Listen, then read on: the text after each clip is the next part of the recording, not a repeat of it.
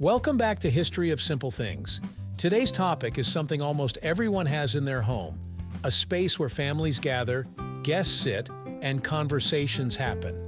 But have you ever stopped to wonder about the name? Why do we call it a living room? After all, people live in the entire house. We sleep in bedrooms, cook in kitchens, and relax in many different spaces. So today, we'll uncover why is it called a living room? And why did this one room get the title that seems to represent life itself?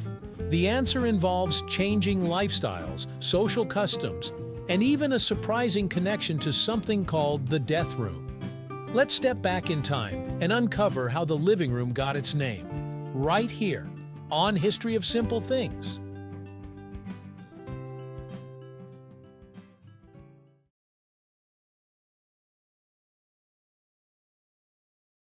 To understand the living room, we first need to look at how houses were organized in the past. Centuries ago, homes didn't have as many specialized rooms as they do today. In medieval Europe and early colonial homes, most daily activities happened in a single large space called the Great Hall. In this room, families cooked, ate, worked, and slept. It was the heart of the home, where everything happened. As time went on and houses became larger and more complex, rooms started to develop specific purposes. Kitchens were separated from sleeping areas, and private bedrooms became more common. But there was still an important question: where would people gather socially? That's when a new type of room began to appear. Before the term living room existed, many homes had a parlor. The word parlor comes from the French word parler, which means to speak. Originally, the parlor was a room meant for conversation.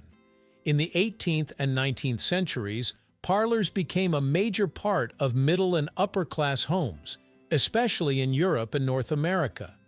But these rooms weren't always used the way we use living rooms today.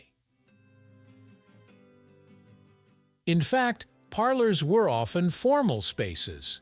They were carefully decorated with elegant furniture, polished tables, and sometimes delicate items that weren't meant to be touched often.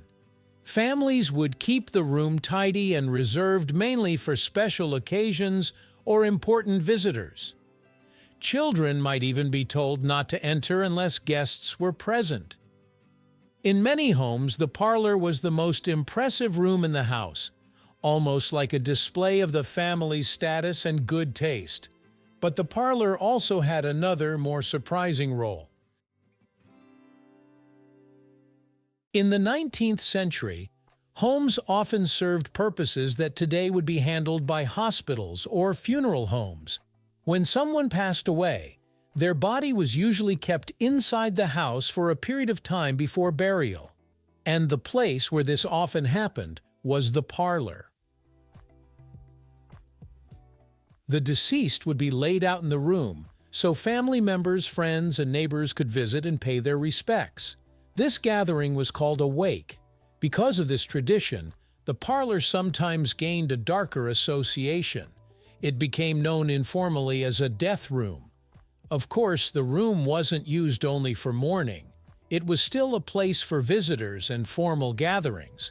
But the connection with death made the space feel less comfortable for everyday family life. As the 20th century approached, attitudes toward home life started to change. People wanted spaces that felt more relaxed, welcoming, and centered around daily living. And that shift helped create a new name. The term living room began appearing in the late 19th and early 20th centuries. One of the main reasons was a cultural movement that aimed to move away from the old, formal parlor tradition. Interior designers, architects, and home magazines started encouraging families to create spaces meant for daily activity, not just formal visits. The idea was simple. Instead of a room associated with death or stiff formality, why not have a room dedicated to living? This new space would be used for reading, relaxing, playing games, talking, and spending time together. In other words, it would represent the active, lively side of home life. The name living room captured that idea perfectly. Rather than being reserved for rare occasions, it was meant to be used every day. The phrase living room gained popularity in the early 1900s, especially in the United States. Magazines about home design began promoting the term, encouraging homeowners to create comfortable spaces for family activities. One influence often mentioned is the work of architects and home planners who believed homes should focus more on family life. As suburban housing expanded in the early 20th century, new houses were designed with this type of room built right into the layout. Instead of a formal parlor, homes included a living room meant for relaxing and socializing. Furniture also started to change. Instead of stiff chairs arranged for formal visits, living rooms featured sofas, armchairs, coffee tables, and bookshelves. The room became a place where people could actually stretch out, read, talk, and enjoy their free time. And with the arrival of new technologies, the living room gained an even bigger role. The phrase living room gained popularity in the early 1900s United States. Interestingly, not every culture uses the phrase living room. Different countries have their own names for similar spaces. In the United Kingdom, people often say sitting room or lounge.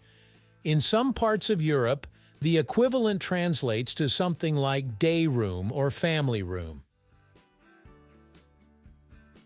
Despite the different names, the idea is usually the same: a comfortable place where people gather during the day. These variations show how language reflects culture. While Americans embrace the idea of a living room, other regions preferred words that emphasize sitting, relaxing, or gathering. But no matter what it's called, the purpose remains similar around the world. So why is it called a living room? The name emerged in the late 19th and early 20th centuries as a response to the old parlor tradition. Instead of a formal space sometimes associated with mourning or special occasions, families wanted a room that reflected everyday life. Today, the living room remains one of the most important spaces in the home, a place where people gather, connect, and spend time together. Thank you for watching. If you have suggestions for our next video, feel free to share them in the comments below. We'll be sure to give you an acknowledgement for your contribution. Thank you for joining us on this journey through the history of simple things. Don't forget to like, subscribe, and stay tuned for more stories woven through the smallest details.